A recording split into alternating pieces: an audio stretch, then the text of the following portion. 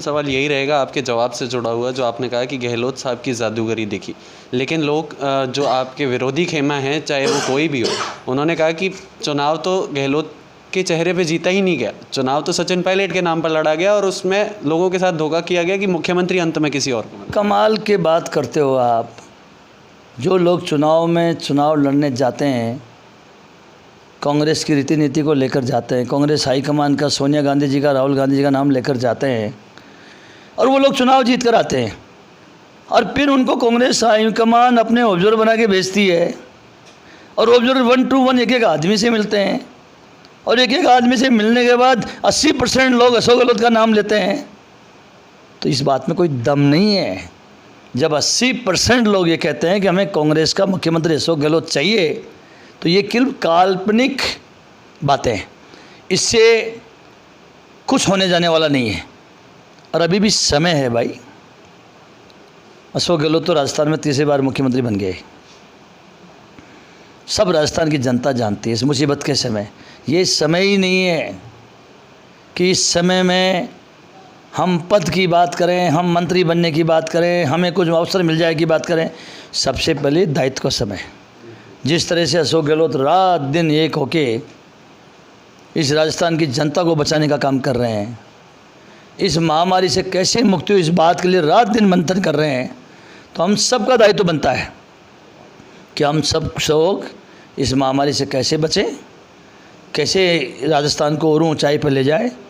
ये दौर है इस समय और कांग्रेस के कार्यकर्ताओं की कदर होनी चाहिए, उनको पद मिलने चाहिए, उनको सरकार में अवसर मिलना चाहिए। तो कौन मना करता है कि उनको पद नहीं मिलना चाहिए, उनको अवसर नहीं मिलना चाहिए? लेकिन अवसर देने से पहले आपको ये सोचना तो पड़ेगा कि कौन व्यक्ति हक रखता है इन पदों का, इन सरकार में भागीदारी का। ये तो आकलन करना ही पड़ेगा।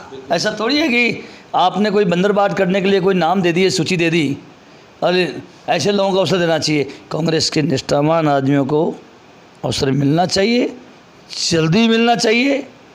और जब बाबूलाल नागर जैसा व्यक्ति, जिसकी कांग्रेस माँ है, चुनाव जब बाबूलाल नागर एमएलए नहीं था तब भी बाबूलाल नागर इस देश में और राजस्थान में कांग्रेस का कोई कार्यक्रम हुआ, सबसे ज़्यादा कांग्रेस के झंडे लेकर बाबूलाल नागर जाता था। बाबूलाल नागर निर्दलीय भी चुनाव जीत गया तो भी पहले ही दिन सबसे ज़्यादा कांग्रेस के तिरंगा झंडा लेकर बाबूलाल नागर कांग्रेस के साथ कदम से कदम मिलाकर चलता है। तो जब बाबूलाल नागर जैसे लोग भी, जो जिनकी कांग्रेस माँ है, वो हाथ के चुनाव पे निशान पे चुनाव नहीं लड़े और नेताएं अपने स्वार्थ की खातर बंदरबाट करके कांग्रेस के कार्यकर्ता को रोकने की बात करें, तो ऐसे लोगों को तो माफ़ी मांगनी चाहिए। जनता सब देख रही है। और फिर मैं कहना चाह रहा हूँ, मेरे चौथी बार का अनुभव है ये। 3 बार कांग्रेस का राज देखा, 1 बार बीजेपी का राज देखा है। हर बार मुख्यमंत्री कौन बने इसका फैसला हाईकमान करती है, लेकिन हाईकमान भी जो विधायक दल के नेता हैं, विधायक दल के जो सदस्य हैं, कांग्रेस के वरिष्ठ नेता हैं, उनकी राय मशवरा से हाईकमान निर्णय लेती है। और जहाँ तुलना ही नहीं, जहाँ 80% लोग एक साथ कूद कर ये कहें कि हमारा मुख्यमंत्री ये होना चाहिए, अशोक गहलोत होना चाहिए, वहाँ कोई बात इस तरह की आए तो बेमानी है। सर, दूदू की जनता ये मान के चलेगी उनका विधायक अब मंत्री बनने वाला है? देखिए, मेरे लिए मंत्री बनना, सरकार में कोई पद लेना कोई मायने नहीं रखता।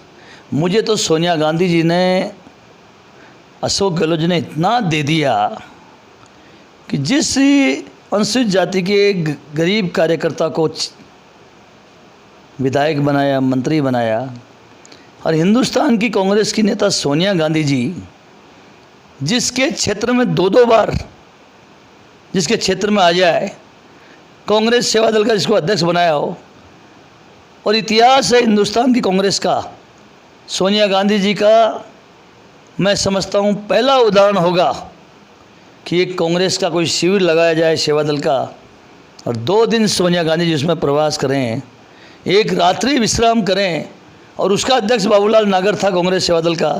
तो मेरे को तो सोनिया गांधी जी ने, अशोक गहलोत ने इतना दे दिया कि जीवन में मेरी कोई इच्छा शक्ति नहीं है। मुझे तो बहुत बड़ा दे दिया उन्होंने। ये दे दिया ना मुझे अपने आप को बहुत बड़ी ताकत देती है। बहुत बहुत शुक्रिया सर हमारे साथ जुड़ने के लिए। तो ये थे दूदू से विधायक बाबूलाल नागर जी, जिन्होंने कहा कि राजस्थान में गहलोत सरकार जिस तरह से चल रही है वो 5 साल का कार्यकाल पूरा करेगी और मुख्यमंत्री गहलोत ही हैं जिन्होंने विधायकों को एक साथ रखने का काम किया है। तमाम ऐसे अपडेट्स के लिए आप बने रहिए हमारे साथ। तब तक के लिए नमस्कार।